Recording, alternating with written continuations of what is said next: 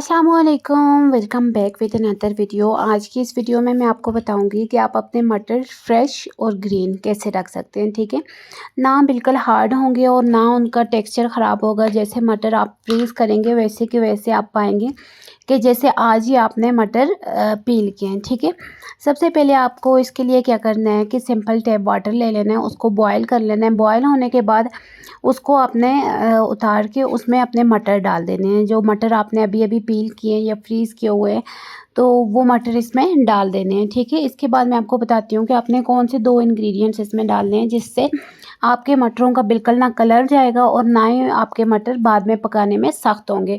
ऐसे होता है ना कि हम मटर जब फ्रीज़ कर देते हैं उनके ऊपर ऐसे आइस बन जाती है, उनका कलर फेड हो जाता है और वो बाद में जब हम पकाने लगते हैं तो ठीक से जल्दी मतलब पकते नहीं हैं, उनमें ऐसे हार्डनेस आ जाती है। तो इसके लिए आपने सबसे पहले क्या करना है, साल्ट डालना है। 1 टेबल स्पून साल्ट डाल दें। ठीक है, अगर मटर आपके ज़्यादा हैं तो उसमें भी तकरीबन 1 टेबल स्पून साल्ट काफ़ी होगा। ठीक है, इससे ज़्यादा नहीं डालना।